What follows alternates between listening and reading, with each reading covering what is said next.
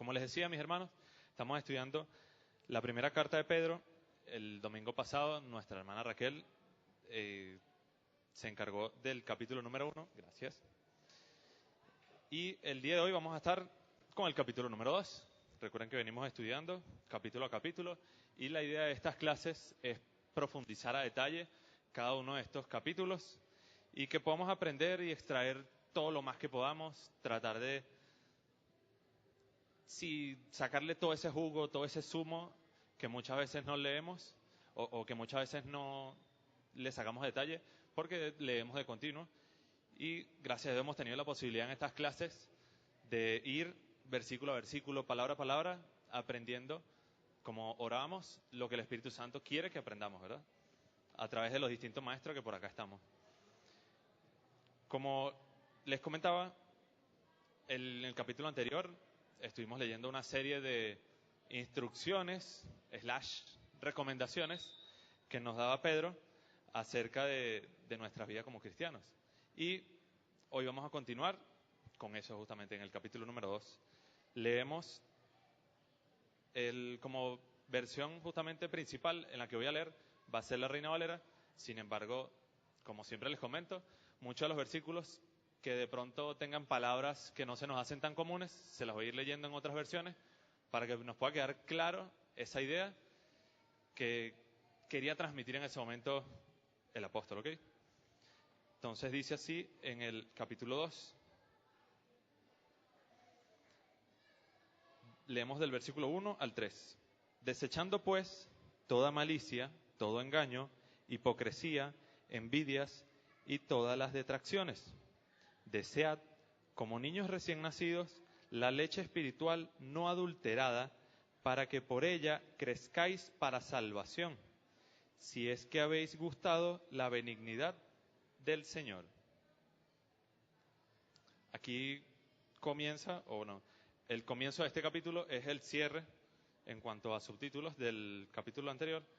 Y lo que podemos ver y de lo que habla acá es que la única forma que tenemos de eso, de desechar lo malo, de cambiar todas las cosas que a Dios no le gustan, que están en nosotros, es a través del Espíritu Santo.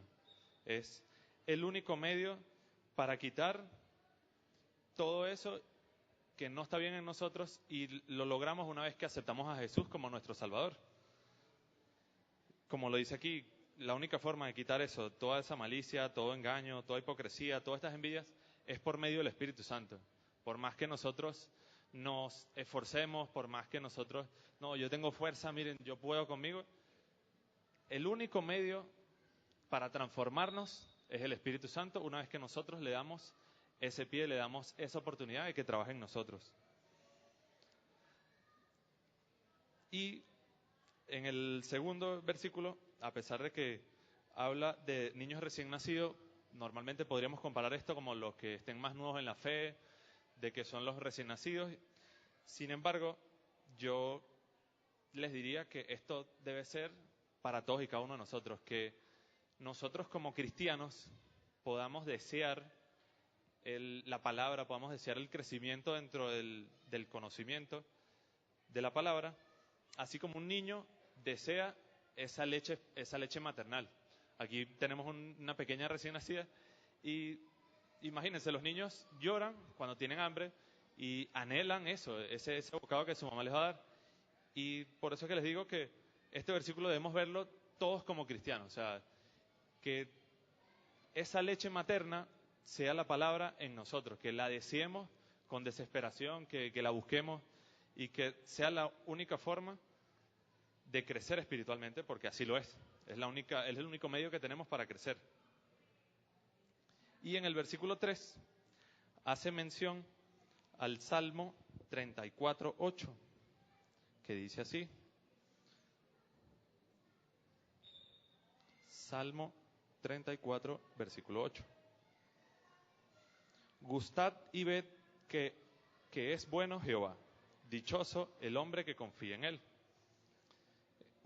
Y aquí Pedro hacía mención a la gracia que nosotros hemos recibido, ¿verdad? Por parte de Jesús, esa gracia inmerecida que tenemos para nuestra salvación. No es por lo que nosotros hayamos hecho, no es por lo que nosotros logramos, de que bueno, yo voy a ser salvo porque yo fui bueno, porque yo soy bueno, sino que simplemente es por gracia que pudimos ver eso bueno que es Dios. Y por eso es que dice, si es que habéis gustado la benignidad del Señor. Nosotros probamos esa benignidad, esa bondad de Dios en la gracia que nos concedió al enviar a su Hijo a salvarnos, a morir por nosotros.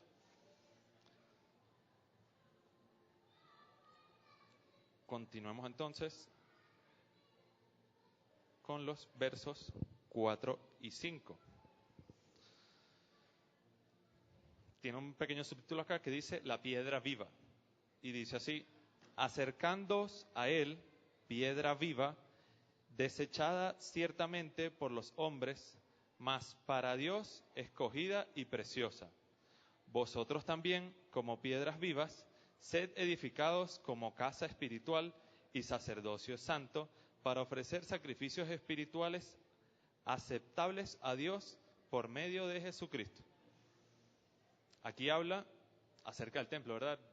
¿Cuántos se acuerdan de la serie de clases que vimos acerca del templo, acerca del tabernáculo, de todo lo que llevaba justamente? Esto tenía una serie de instrucciones y acá habla de que nosotros hoy en día seamos esas piedras para formar ese tabernáculo. En la traducción del lenguaje actual lo dice súper claro. Les leo de nuevo el versículo 4 y 5 de 1 de Pedro 2, en la traducción del lenguaje actual. Dice así, ustedes son piedras vivas que Dios está usando para construir un templo espiritual. Por lo tanto, acérquense a Jesucristo, pues Él es la piedra viva que la gente despreció, pero que Dios eligió como la piedra más valiosa. Además, ustedes son sacerdotes especiales y por medio de Jesucristo le ofrecerán a Dios los sacrificios que a Él le agradan. Justamente es lo que les quería leer esto, porque lo dice, me parece realmente claro. O sea, cada uno de nosotros somos una piedrita, un ladrillo, un bloque, un pedacito de cemento, lo que ustedes quieran ver, como lo quieran ver, en esa construcción que todos como iglesia representamos como templo. Por eso es que siempre el pastor nos comenta que cuando pensemos en la iglesia que somos, no somos un local, no somos unas 4 paredes, sino que somos usted y yo. Somos cada uno de nosotros los que hacemos esa iglesia, hacemos ese templo de Dios. Y lo que nos pide, justamente, como para mantenernos cercanos, para formarnos, yo diría que así como ese pegamento en nosotros como piedras, es Jesucristo.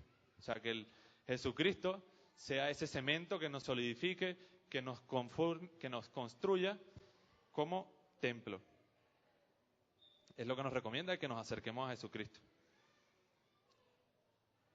Continuamos leyendo por acá. Leamos del verso 6 al 8. Dice así, por lo cual también contiene la Escritura. He aquí pongo en Sión la principal piedra del ángulo, escogida, preciosa, y el que creyere en él no será avergonzado.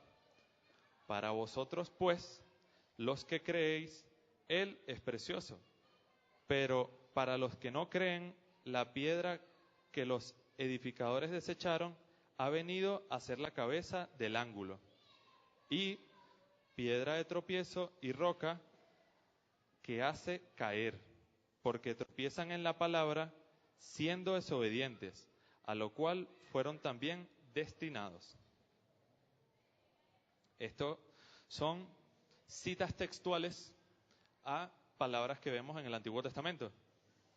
Recuerden que en este momento no existía el compendio o lo que representa la Biblia, que es todo el cúmulo de libros, sino que para este momento los judíos se transmitían uno a otro a punta de memoria la palabra. Entonces imagínense la capacidad que tenía Pedro de recordarse y que el Espíritu Santo le traía las palabras que estaban en el Antiguo Testamento para que él las citara acá. Estas palabras son, en el versículo 6, hace mención a Isaías 28, 16.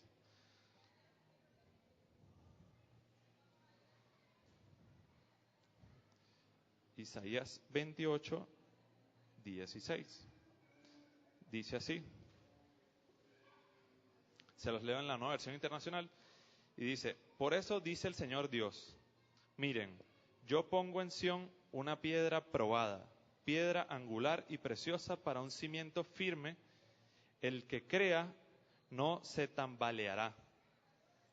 Y esto justamente es para que todos podamos tener como esa roca firme, como ese fundamento, a Jesús.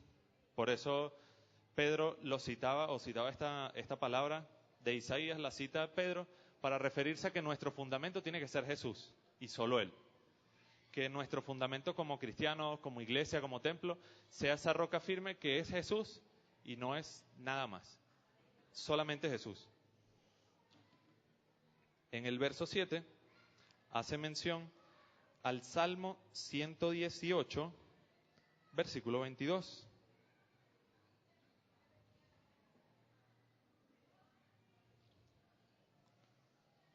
Que dice: la piedra que desecharon los constructores ha llegado a ser la piedra angular. Como vemos, Pedro, de verdad, Dios bendiga las capacidades que tenían los judíos anteriormente de memorizarse la palabra. No era que simplemente iban y leían. Recuerden que en ese momento habían personas que tenían como cada una sus profesiones o cada una sus responsabilidades, que habían unos que leían, unos que escribían, pero la idea de transmitir la palabra era memoria, o sea, era memorizarla y decirla una y otra vez para que en donde quiera que estuvieran recordaran la palabra. Y aquí el Espíritu Santo se las traía a Pedro para recalcar lo importante que es Jesús en nuestras vidas, en nosotros, que a veces decimos cristianos y no nos detenemos a entender por qué somos cristianos, y es que estamos basados en Cristo. O sea, a veces pensamos que, bueno, ser cristiano es simplemente creer algo, no, sino el ser cristiano es eso, es que nuestro centro es Cristo, y que en su momento lo desecharon, como le pasó a Jesús, que esa piedra angular fue desechada.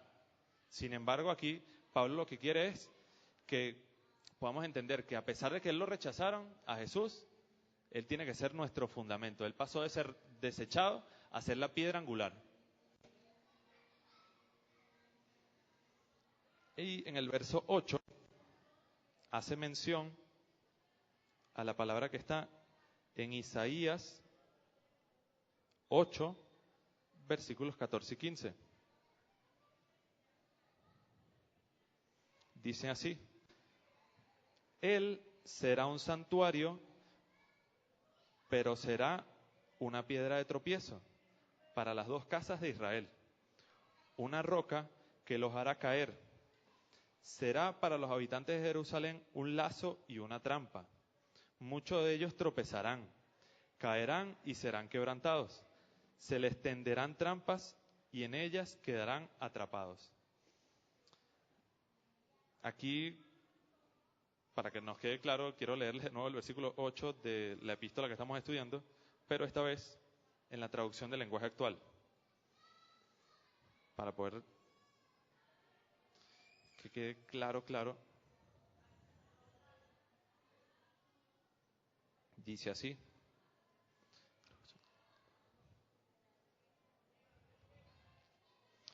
y también esta es la piedra por la cual muchos caerán, muchos tropezarán en esta roca. Eso es lo que merecen.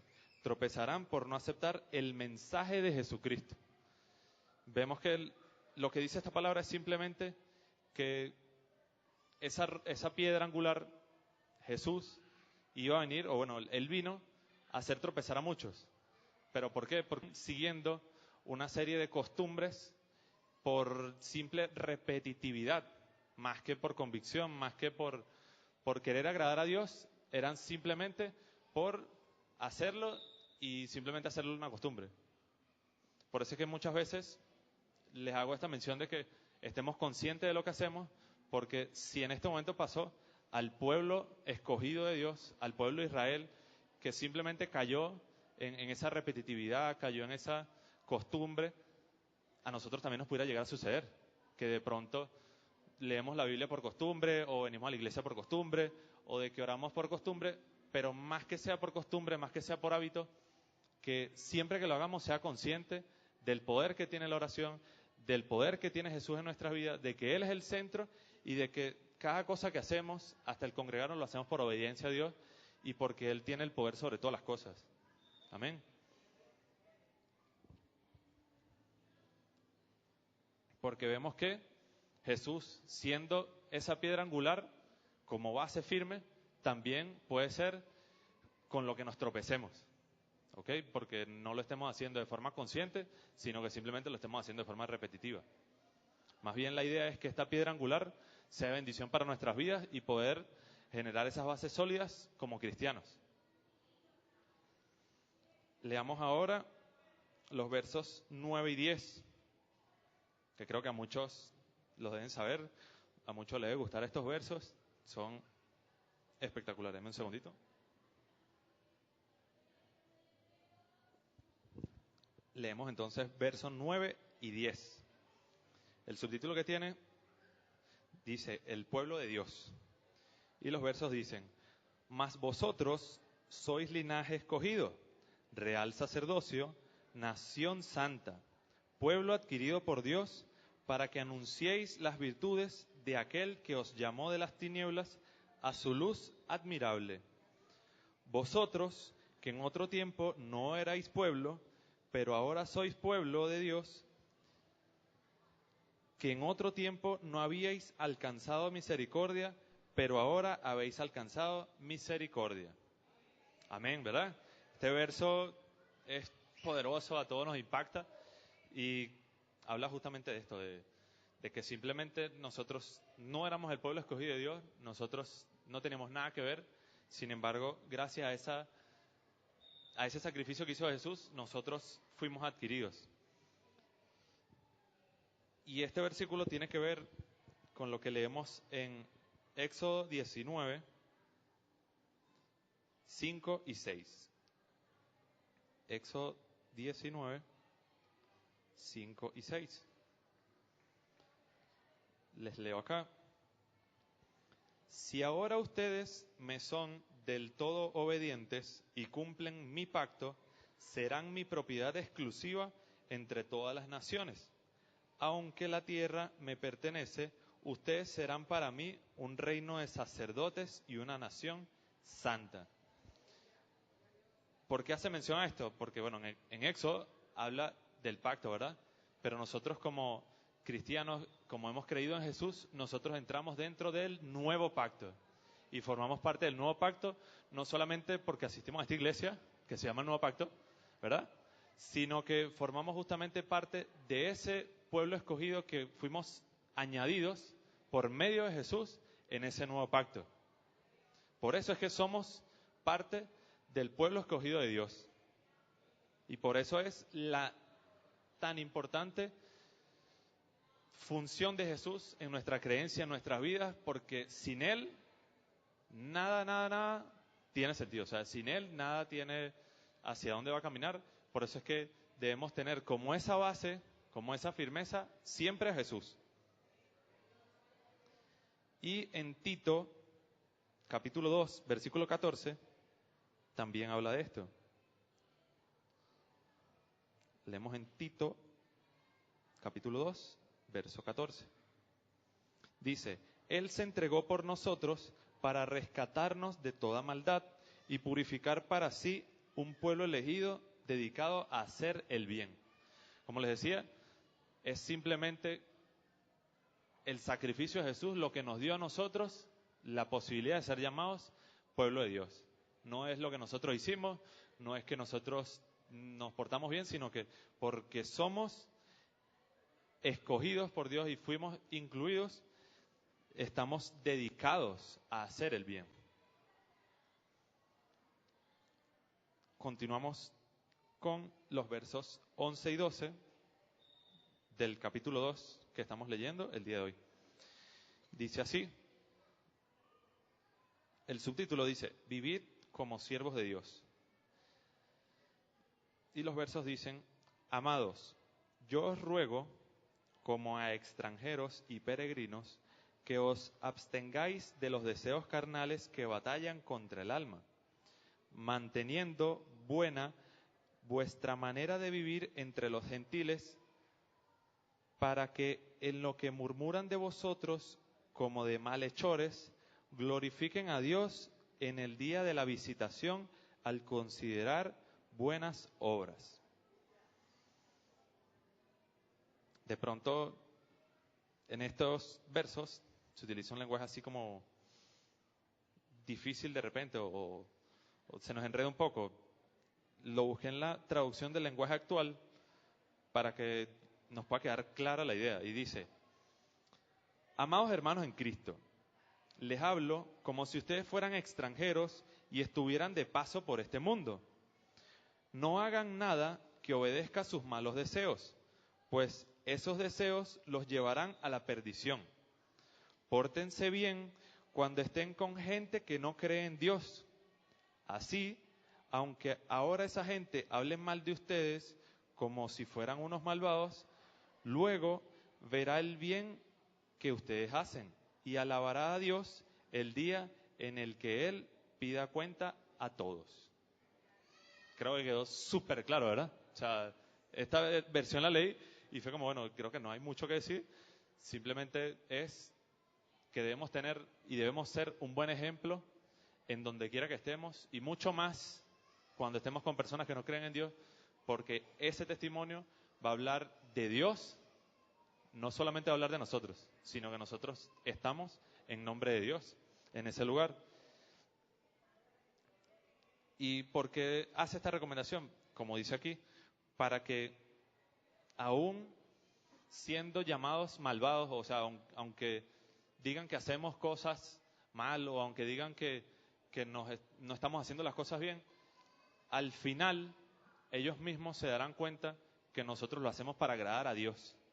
Y dice esta palabra que terminarán dándole la gloria a Dios, que es nuestra misión de vida, o sea, que lo que nosotros hagamos sea como para agradar a Dios. Continuamos leyendo por acá en el verso 13 al 17, unos versículos bien interesantes. Vamos a leerlos. Dice así: por causa del Señor, someteos a toda institución humana, ya sea al rey como superior, ya a los gobernantes como por él enviados para castigo de los malhechores y alabanza de los que hacen bien. Porque esta es la voluntad de Dios, que, haciendo bien, hagáis callar la ignorancia de los hombres insensatos, como libres, pero no como los que tienen la libertad como pretexto para hacer lo malo, sino como siervos de Dios.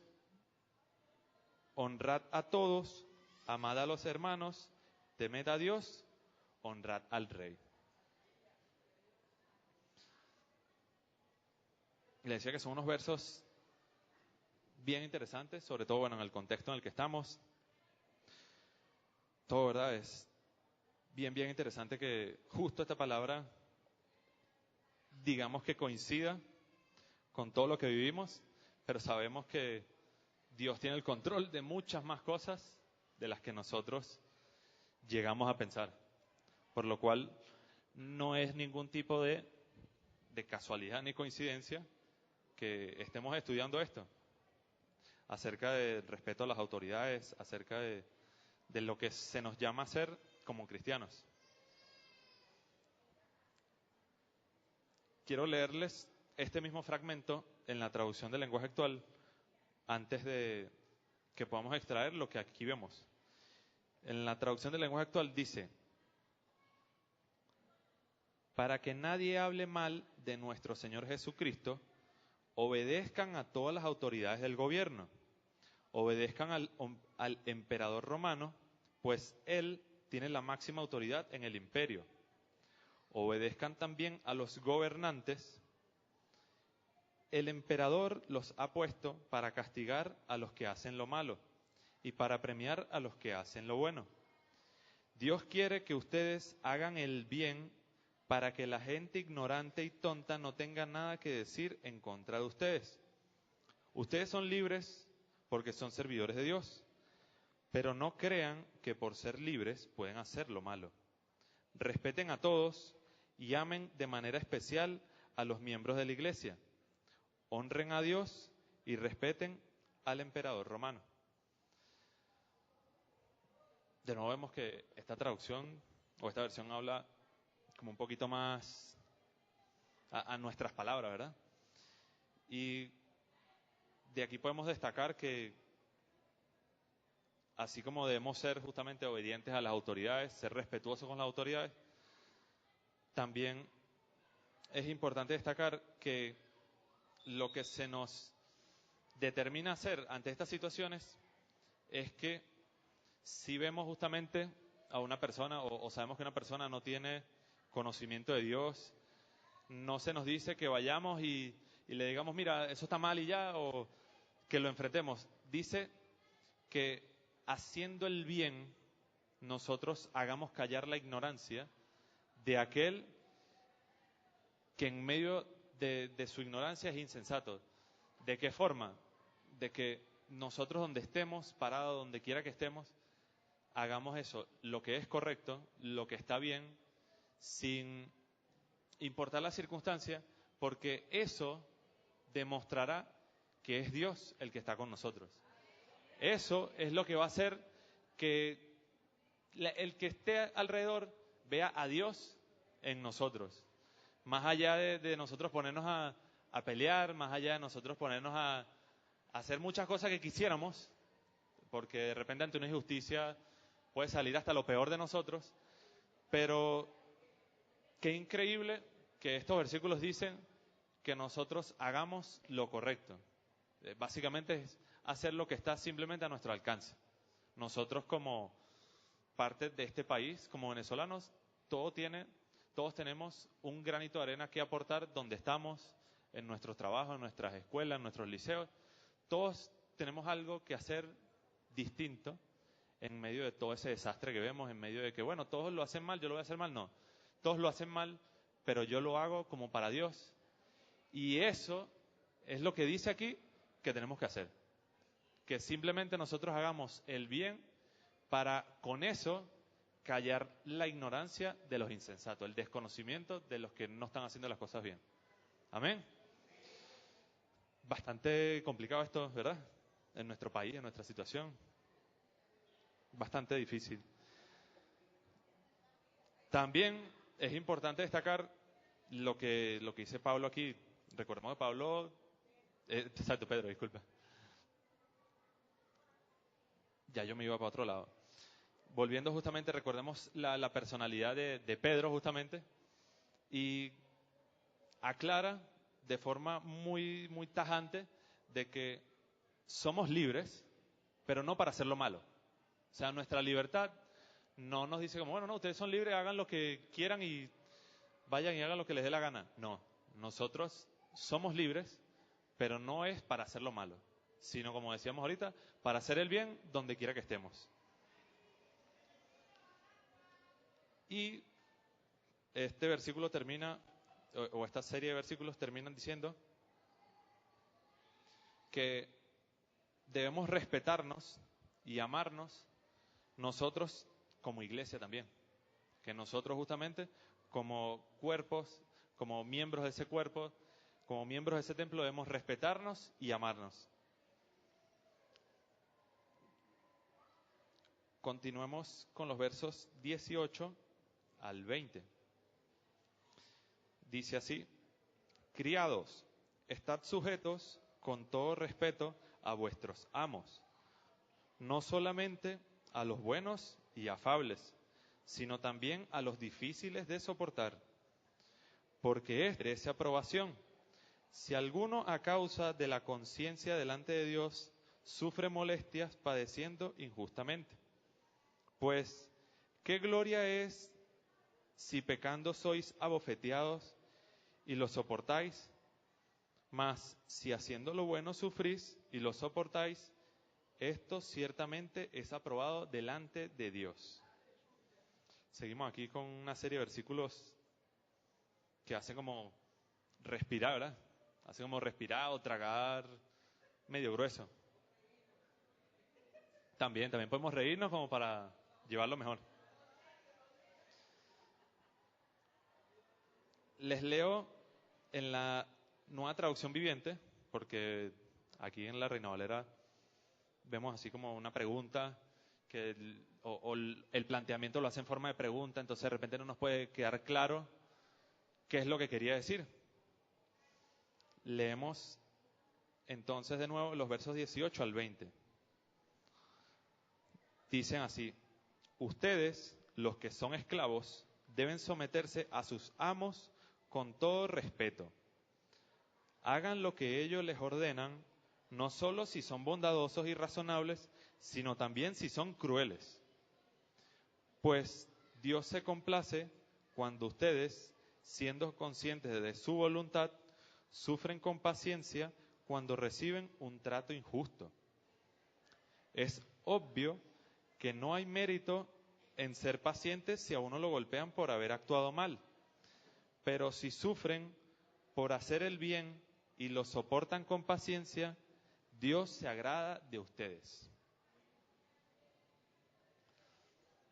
Aquí vemos que comienza hablando de los amos y la esclavitud, ¿verdad?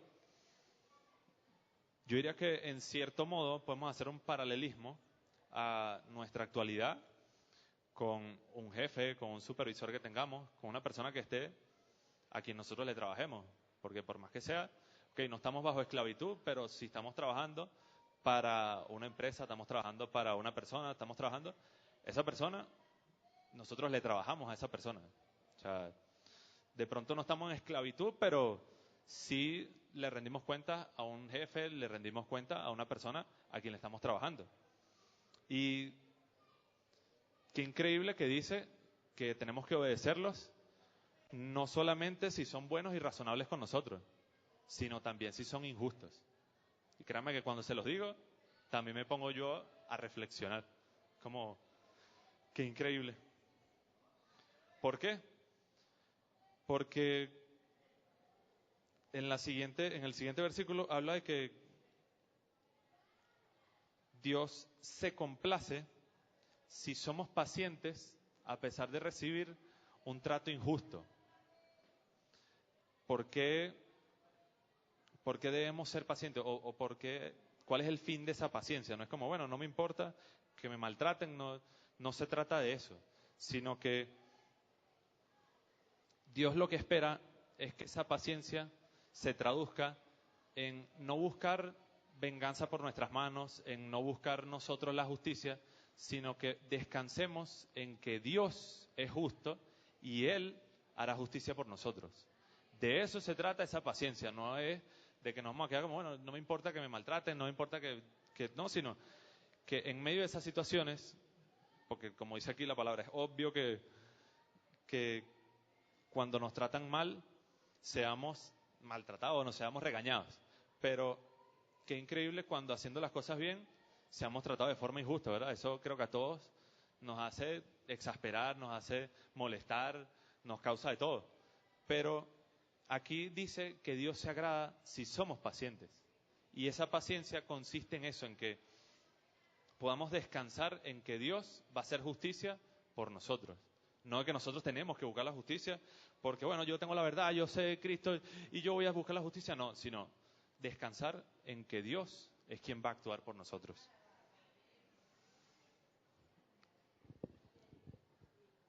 Y por último también en este versículo me sorprende demasiado pensar y leer que dice muy claramente que Dios se agrada si sufrimos, o bueno, si somos pacientes, como le decíamos, Dios se agrada si somos pacientes al sufrir por hacer el bien. Imagínense usted, como ejemplo justamente nos dejó a Jesús, y que por hacer el bien, Él padeció justamente. Es increíble que sí, a veces nosotros pensamos que por hacer el bien, todo va a ir bien, o porque hacemos las cosas bien, todo tiene que estar bien, pero resulta que no. Aquí nos dice que en medio de esas situaciones, cuando nosotros hacemos el bien y las cosas no salen bien, nosotros debemos ser pacientes, y si logramos tener esa paciencia, descansar en Dios, Él se va a agradar de nosotros. Amén.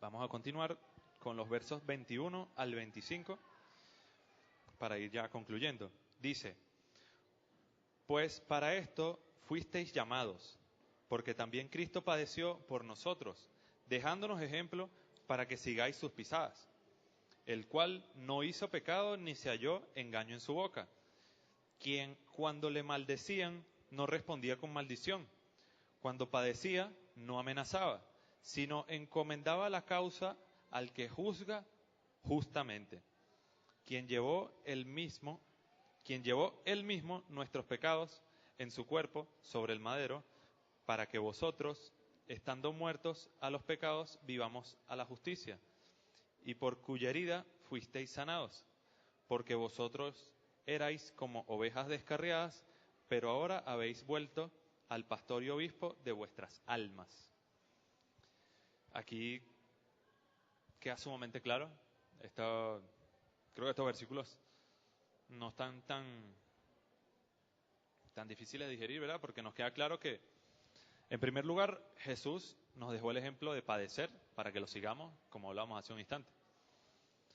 Jesús, sin haber pecado, no respondió nunca mal a lo que le decían. O sea, Jesús, como les decía hace un rato, a veces nos ponemos con que no, yo sé cuál es la verdad, yo sé que Dios tiene la razón y yo voy a ir. Resulta que Jesús no hizo eso. Jesús, a pesar de que fue el único que no pecó, Él simplemente descansó en Dios y, como dice aquí en este versículo, no amenazaba. En el versículo 23 dice, no amenazaba, sino encomendaba la causa al que juzga justamente. Por eso les decía, nuestra intención y nuestra misión tiene que ser entregarlo a Dios. Él es el que juzga justamente. Nosotros no lo vamos a lograr, hay muchísimas cosas que se nos escapan de nuestras manos, y lo que tenemos que hacer es entregarlas y presentarlas delante de Dios, así como lo hizo Jesús. Él dejó los pasos para que nosotros los siguiéramos. Y gracias a Dios que Él se ofreció por nosotros, para nosotros poder ser salvos y sanos eternamente. Amén. Y concluye este capítulo diciendo que estábamos descarriados y Él nos devolvió. Como conclusión, quisiera que podamos destacar una serie de aprendizajes que tienen este capítulo. Y es que, en primer lugar, que deseemos como leche, o que deseemos como un recién nacido a la leche maternal, la palabra de Dios en nuestras vidas. ¿Ok? En segundo lugar, que nosotros somos los que hacemos el templo. Nosotros somos los que hacemos esa iglesia.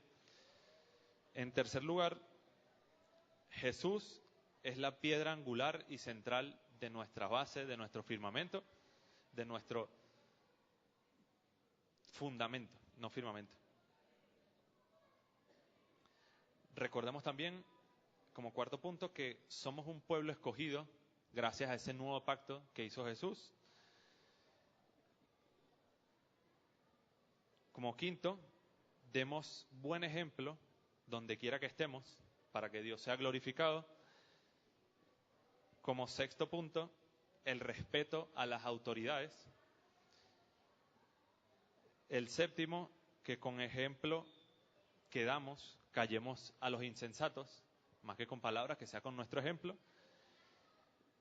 En octavo punto, la paciencia que debemos tener al sufrir por hacer el bien, que esa paciencia consiste en entregar esas cargas a Dios. Y como último punto, que sigamos a nuestro Salvador, Jesucristo. Que Dios me los bendiga, mis hermanos.